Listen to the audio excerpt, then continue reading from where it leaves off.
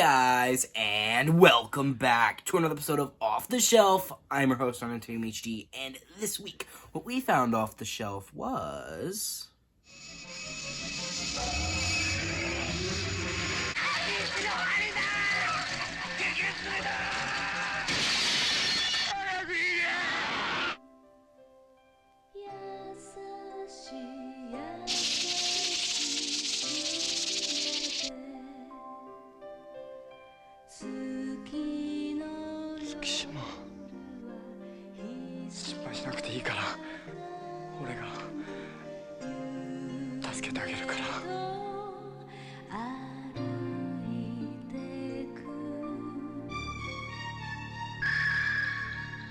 Hiruko, I believe is the way it's pronounced, the Goblin, or also, when it was what it was really originally called in Japan, Yokai Hunter, Hiruko. Sorry if I'm not saying any of these names correctly. By the way, it was also an adaptation of a Japanese manga series called Yokai Hunter. It was directed by Shinya Tsukamoto. Again, sorry if I butchered that. I, in fact, am not Japanese. I am an American teenager from Ohio. So sorry if I can't pronounce these Japanese names correctly. But if you recognize Tsukamoto's name, you might know him as the director of Tetsuo the Iron Man. Well, actually, if you didn't know, this was his second feature-length film. And Tetsuo was his first feature-length. But before that, he had made a lot of independent, like, 8mm short films. And this film, I actually really enjoyed it. You know, for like, since Tsukamoto didn't really have a lot of professional film knowledge at the time, he was a very independent, you know, like amateur filmmaker. So, you know, he just kind of like, when the success of Tetsuo came out, it was super successful. Well, at least like for the time, you know, it was he said it was kind of successful the way he described it. I mean, he got called by these big, pretty big producers to make this movie. And apparently this film gave him a lot of film knowledge that he didn't have previously. You know, he worked with a lot of professional film crew, a lot of professional, like, people that worked in films. He hadn't really worked with professional film people before. And, you know, for, like, a first, I guess, professional film, I thought this was really enjoyable. It was really fun. It was kind of dumb, but, the plot is literally about a archaeologist and a teenager with faces on his back literally trying to defeat evil goblins from, like, taking over the world, I guess. I mean, they're like, demonic, evil creatures, so I guess... So, like, what they want to do is they want to go into the world and they want to turn people into head spider people, like, weird, like, I guess, yokai, I guess, maybe? Because I guess if you don't know what a yokai is, they're kind of like mythological creatures in, like, Japanese, like, mythology. I don't know that much about it, but maybe you could leave it down in the comments to give me a better explanation, because all I know is that they're basically, like, these mythological creatures that are evil. Or maybe they're not evil. I don't know. I just know they're creatures from folklore or mythology, whatever the fuck, same thing. But either way, this film is kind of campy, right? Like, the actors are really hamming it up. You know, there's like these really, I really like the spider creatures, but they're also kind of goofy looking. Like, it's literally just like heads with like spider legs. It kind of reminds me of The Thing, except like in The Thing, like, it was a little more horrific.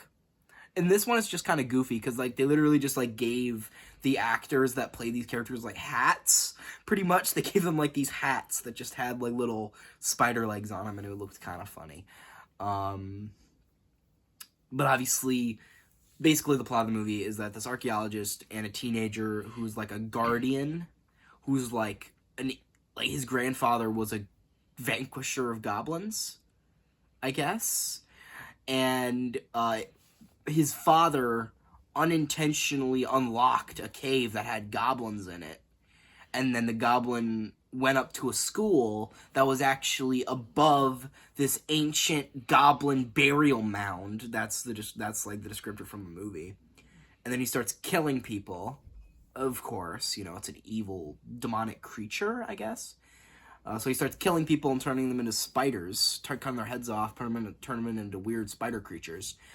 So what he does is he, like, mind controls them, kind of, and he, like, goes into their head to try to get information to be able to unlock, to, free all the evil creatures from the burial mound. He's trying to get into their minds and see which one of them has the knowledge, right, to open up the gate.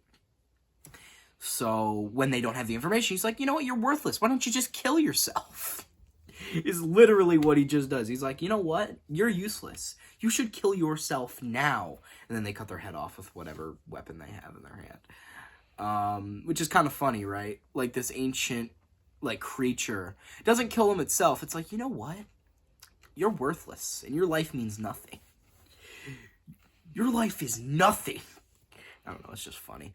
But, I also did like the as I said, I like the effects. I think the story, although it was goofy, I do think I was invested, right? I wanted to see them vanquish the evil creatures, right? I was a little confused at the ending, though, because, like, all their friends had turned, like, all the Goblin Vanquisher, his friends had turned into the spider creatures, but it seemed like they had some control over themselves, because they were, like, holding the evil creatures back and telling them to go, get out of here, right? So, how's that possible, though? How does that work? Is it because they're new?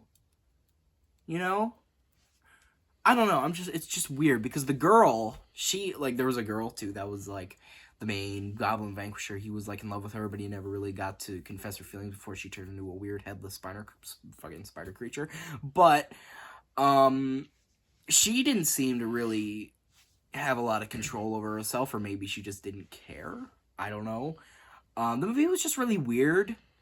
Honestly, the dialogue was weird, the effects were weird, the story was weird, the acting was weird, right? Like, all of it, and not even in a bad way. It was just kind of odd. The entire movie was just odd. Right?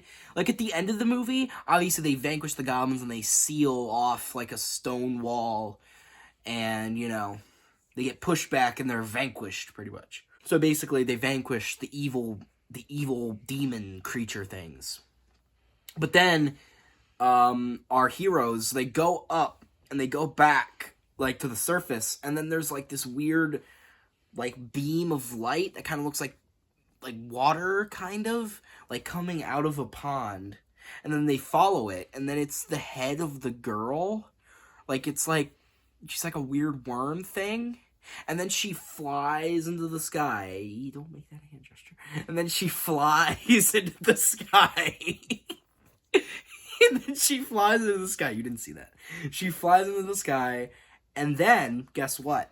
Then all the other people, like the friends that died, and then the Goblin Vanquisher's dad who died, they're all, like, flying up into the sky.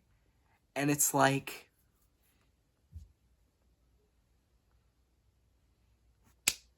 they don't explain it.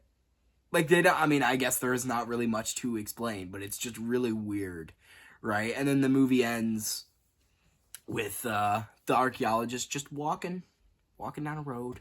I mean, obviously, he's going to his next adventure. Right? I mean, he is a vanquisher of goblins, too. Because he had all these gadgets and things that could eliminate goblins, even though they're invisible. And they're like, this big, apparently. Oh, wait, you can't see my hand. Like, my hand is down here, like this. But, basically, they're like this small, they're very tiny. But, yeah. He's off to a next adventure. Whatever that is, I don't know. Like, the manga, I tried to look up the manga on, the internet. Like, the Yokai Hunter, the manga that this was based on. It was really hard to actually find. It seemed pretty obscure. When I originally looked it up, I didn't even get, like, good results at first. It was, like, and I could barely find any actual panels. And it's so obscure, I doubt there's even a translated version of it. So I guess if I ever want to read it, I'm gonna have to learn to read in Japanese. Which I'm not gonna do, right? Because, that sucks. Well, no, your language doesn't suck. Okay, that's not what I'm saying. That's not what I'm saying. It's just it sucks for me because I don't understand foreign languages. But, yeah. Pretty obscure manga for this movie to be based on. But it's so strange that I almost wish there was a translated version because I feel like the manga would be just as strange, if not even more. But I don't know. If you guys know anything about the author, if you guys know anything about the book, like, or the manga or whatever, leave it down in the comments, please, because I'd like to know more because I could barely find anything on it. So I'd like to know. Great. So I don't know. I don't really have a lot to say about this film. I feel like the best way to describe it is just watch it yourself. You know, it's just so strange that I think I think I can recommend it. I don't think it's like so strange to the point where it's like incomprehensible. I do think that it is, you know, a digestible movie, even though it is campy, it's weird, it's strange. It's not that weird to where you don't know what's going on, or like it's kind of niche. I mean, it is niche a little bit, or niche, or however the fuck you pronounce it. But I do think I can recommend this film. You know, if you're a fan of Tsukamoto, sorry again if I keep butchering that name. If you're a fan of him, if you're a fan of Tetsuo the Iron Man, obviously this movie is not as experimental as Tetsuo the Iron Man. There's like barely any dialogue in that movie, and this movie is full of it, right?